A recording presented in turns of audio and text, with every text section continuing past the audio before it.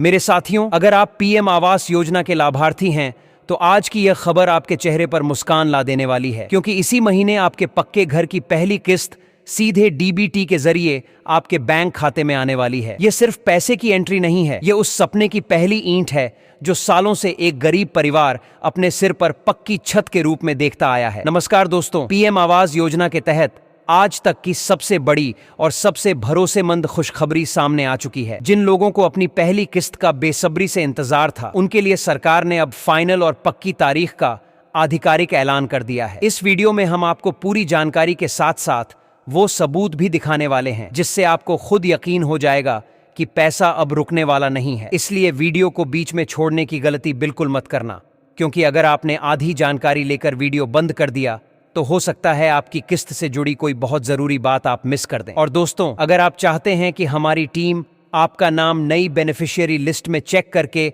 आपको बताए कि आपका नंबर आया है या नहीं, तो अभी कमेंट बॉक्स में अपना नाम, अपना गांव और अपना जिला जरूर लिख दीजिए। हम लिस्ट देखकर आपको रिप्लाई देंगे। साथ ही चैनल को सब्सक्राइब कर लीजिए ताकि ऐसी हर सरकारी अपडेट सबसे पहले आप तक पहुंचे। अब दोस्तों, समझ लेते हैं कि यह पहली किस्त किन लोगों को और किस प्रक्रिया के तहत मिलती है। पीएम आवास योजना सरकार की सबसे भरोसेमंद योजनाओं में से एक है, जिसका सीधा मकसद यही है कि देश का कोई भी गरीब परिवार कच्चे मकान में जिंदगी न गुजारे। इसी वजह से सरकार पैसा सीधे लाभार्थी के खाते में डीबीटी के माध्यम से भेजती है, ताकि बीच में कोई दलाल न हो, कोई कटौती न हो और पूरी राशि सही हाथों तक पहुंचे। लेकिन यह रकम सभी को एक ही दिन, एक ही साथ नहीं मिलती। भुगतान चरणबद्ध तरीके से उन्हीं लोगों को किया जाता है जिनका नाम फाइनल बेनिफिशियरी लिस्ट में होता है, जिनका फिजिकल सर्वे पूरा हो चुका होता है, जिनके दस्तावेज सही पाए जाते हैं,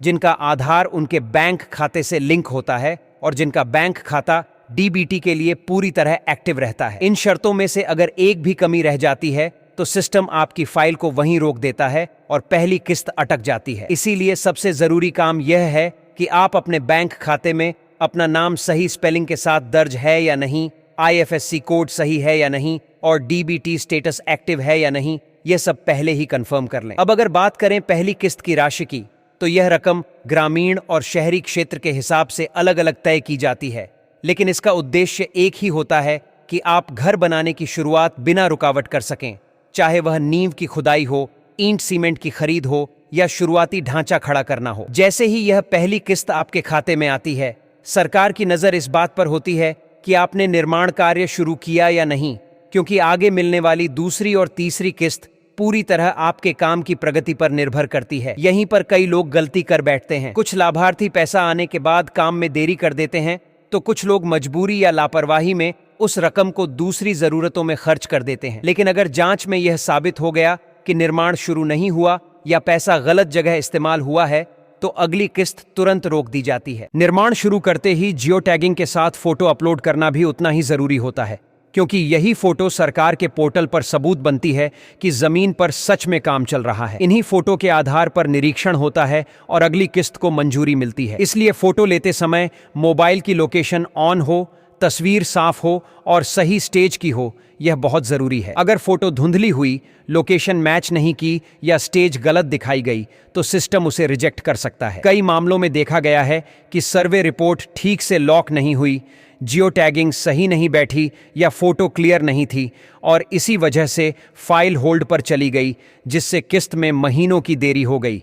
इसीलिए सबसे पहले आप अपने पंचायत सचिव या अपने वार्ड मेंबर से यह ज़रूर कंफर्म कर लें कि आपकी सर्वे रिपोर्ट पोर्टल पर सही तरीके से अपलोड हो चुकी है और पूरी तरह लॉक भी हो गई है या नहीं, क्योंकि कई बार रिपोर्ट अपलोड तो हो जाती है, लेकिन लॉक नहीं होने की वजह से फाइल आगे प्रोसेस में नहीं जाती और किस्त अटक जाती है। इसके साथ ही ज़मीन से जुड़ी जानकारी भी उतनी ही अहम होती है, क्योंकि पीएम आवास योजना के तहत या तो लाभार्थी के नाम खुद की ज़मीन होनी चाहिए या फिर सरकार द्वारा जो ज़मीन अलॉट की गई है उसका पूरा रिकॉर्ड सिस्टम में दर्ज होना ज़रूरी है। अगर खतौनी, पट्टा या ज़मीन अलॉटमेंट से जुड़े कागजात अधूरे हैं, साफ दिखाई नहीं दे रहे हैं या पोर्टल पर अपडेट नहीं हुए हैं, तो बाकी सारी प्रक्रिया सही होने के बावजूद भी पहली किस्त अप्रूव नहीं होती। इसलिए यह बहुत जरूरी है कि जमीन से जुड़े सभी दस्तावेज पूरे, सही और स्पष्ट रूप से अपलोड हों। अब दोस्तों,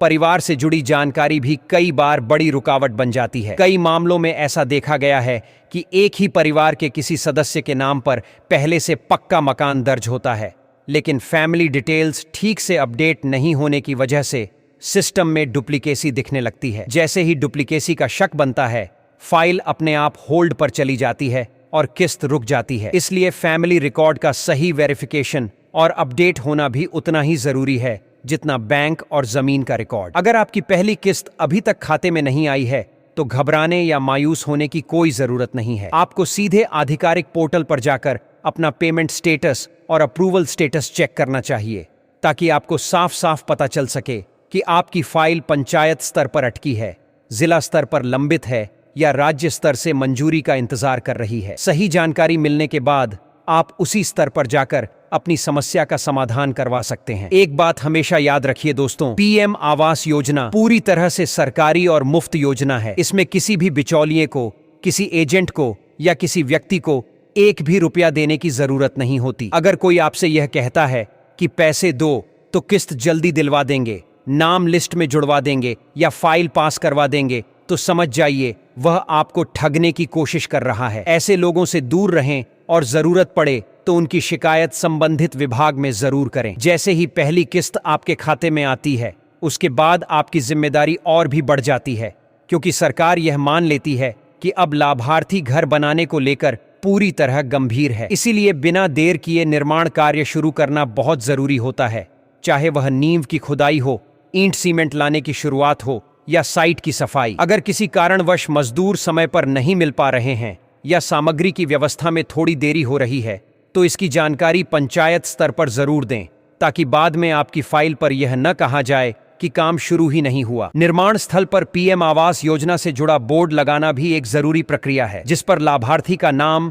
योजना का नाम और चालू वर्ष साफ साफ लिखा होना चाहिए। निरीक्षण टीम जब भी मौके पर पहुंचती है तो सबसे पहले इसी बोर्ड को देखकर यह कंफर्म करती है कि काम सही लाभार्थी के नाम पर और सही योजना के तहत हो रहा है। अगर बोर्ड नहीं लगा होता तो फाइल पर आपत्ति लग सकती है और अगली किस्त में देरी हो सकती है। जियो टैगिंग फोटो को कभी भी हल्के में मत लीजिए, क्योंकि यही फोटो सरकार के लिए सबसे बड़ा सबूत होती है कि जमीन पर वाकई निर्माण चल रहा है। कई बार फोटो समय पर अपलोड नहीं होती, मोबाइल की लोकेशन बंद रहती है या तस्वीर साफ नहीं आती, जिसकी वजह से फोटो रिजेक्ट हो जाती है और लाभार्थी को इसका पता भी नहीं चलता। इसलिए फोटो खिंचवाते समय पूरी सावधानी रखें, लोकेशन ऑन रखें, सही एंगल से साफ तस्वीर लें और अगर किसी वजह से फोटो रिजेक्ट हो जाए तो तुरंत पंचायत सचिव या तकनीकी सहायक से संपर्क करके दोबारा सही फोटो अपलोड करवाएं। याद रखिए दोस्तों, दूसरी और तीसरी किस्त पूरी तरह से निर्माण की प्रगति पर निर्भर करती है। जितनी तेजी और सही तरीके से आपका काम आगे बढ़ेगा, उतनी ही जल्दी सिस्टम में आपकी प्रगति दिखेगी और उतनी ही जल्दी अगली किस्त मंजूर होगी। इसलिए हर स्टेज पर नियमों का पालन करना, सही जानकारी देना और समय पर फोटो रिपोर्ट अपडेट करवाना बहुत जरूरी है। और अंत में एक बार फिर से आप सभी से यही अपील है कि अगर आपने अभी तक अपना नाम नई बेनिफिशियरी लिस्ट में चेक नहीं किया है, तो कमेंट बॉक्स में अपना पूरा नाम, अपना गांव और अपना जिला जरूर लिखें। हमारी टीम आपकी मदद करने की पूरी कोशिश करेगी। वीडियो को लाइक करें, अपने जरूरतमंद साथियों के साथ शेयर करें और चैनल को सब्सक्राइब जरूर करें, ताकि पीएम आवास योजना और दूसरी सरकारी योजनाओं से जुड़ी हर सच्ची और बड़ी अपडेट सबसे पहले आप तक पहुंच सके। धन्यवाद दोस्तों, जय हिंद।